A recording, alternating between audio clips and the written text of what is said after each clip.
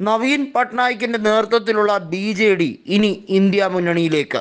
രാജ്യസഭയിലുള്ള 9 BJD അംഗങ്ങൾ ഇനി India മുന്നണിയെ എല്ലാ കാര്യങ്ങളിലും നിരുപാധികമായി പിന്തുണയ്ക്കും, ഒരു ഉപാധികളും ഇല്ലാതെ. അതിന് കാരണം BJPയുടെ കിരാത നടപടികൾ തന്നെയാണ്. ഒഡീസയിൽ തെറ്റിദ്ധാരണ ജനിപ്പിച്ചാണ് BJP അധികാരം BJDയുടെ കയ്യിൽ നിന്നും തട്ടിയെടുത്തത്. ജനങ്ങൾക്കിപ്പോഴും നവീൻ ഭരണം വളരെ ഇഷ്ടപ്പെട്ടതായിരുന്നു.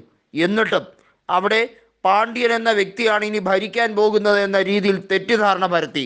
ഇതാണ് നവീൻ പട്നായിക്കിന് രോക്ഷാകുലനാകാനുള്ള പ്രധാന കാര്യം. കോൺഗ്രസിൻ്റെ സഹായം പ്രതിപക്ഷമെന്ന രീതിയിൽ കൃത്യമായും ഉപയോഗിക്കും. ഇനി ഒഡീസയിൽ ഒരു സഖ്യഭരണമായിരിക്കും 2029 വരിക എന്നുള്ള ദീർഘവീക്ഷണ പ്രഖ്യാപനം കൂടി നവീൻ പട്നായിക് നടത്തിയിരിക്കുകയാണ്. നിലവിൽ നവീൻ പട്നായിക് ഒഡീസയിൽ നിയമസഭയിലെ പ്രതിപക്ഷ നേതാവ് കൂടിയാണ്. മുഖ്യമന്ത്രി സ്ഥാനത്ത് 24 കൊല്ലം തുടർച്ചയായി ഇരുന്ന് റെക്കോർഡ് ഇട്ടതിന് ശേഷമാണ് പ്രതിപക്ഷ നേതൃസ്ഥാനം ഏറ്റെടുക്കുന്നത്.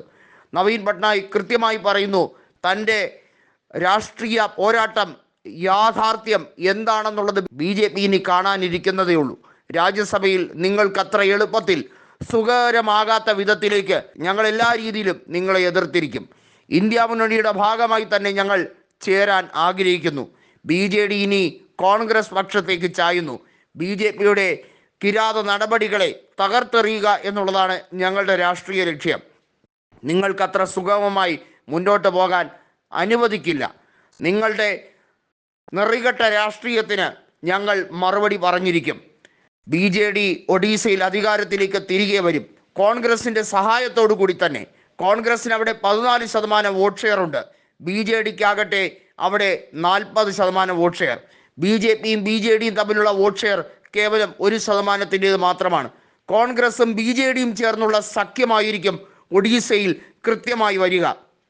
BJDയും കോൺഗ്രസും ചേർന്ന് 2029 അധികാരത്തിൽ തിരികെ വരും. 21 ലോക്സഭാ സീറ്റുകൾ തിരിച്ച് പിടിച്ചെടുത്തിരിക്കും. BJP ഇപ്പോൾ അഹങ്കരിക്കുന്നുണ്ടാകും എല്ലാം നേടിക്കഴിഞ്ഞുവെന്ന്. പക്ഷേ അത് താൽക്കാലിക വിജയം മാത്രമാണ്. അക്ഷരാർത്ഥത്തിൽ BJPയെ ഞങ്ങൾ ഇത്രയും കാലം അകറ്റി നിർത്തിയത് കൊണ്ടാണ് ഞങ്ങളുടെ പാർട്ടിയെ പൊളിച്ചെടുക്കാൻ കഴിയാത്തത്. നിങ്ങൾ എവിടെയെല്ലാം സഖ്യത്തിൽ ഏർപ്പെട്ടോ അവിടെയെല്ലാം സഖ്യകക്ഷികളെ തേച്ചിട്ടേ ഉള്ളൂ. ആ രാഷ്ട്രീയം ഞങ്ങളോട് ചിലവാകുകയില്ല എന്ന് നിങ്ങൾക്കറിയാം. അതുകൊണ്ടാണ് നിങ്ങൾ സഖ്യത്തിന് ഒരുമിട്ടപ്പോൾ പലതവണ ഞങ്ങളത് വേണ്ട എന്ന് പറഞ്ഞ് ജനങ്ങളുടെ പരിപൂർണമായ പിന്തുണയോടുകൂടി അധികാരത്തിലേക്ക് എക്കാലവും എത്തിയത്. അതിനകത്ത് ഇനി ഒരു മാറ്റവുമില്ല എന്ന് നവീൻ പട്നായിക് കുറിച്ചിരിക്കുന്നു. രാജ്യസഭയിലെ സമാനതകളില്ലാത്ത പോരാട്ടം നിങ്ങൾ കൺകുളിർക്കെ കണ്ടോളൂ എന്നാണ് മോദി സർക്കാരിന് കൊടുത്തിരിക്കുന്ന പട്നായിക്കിൻ്റെ താക്കീത്.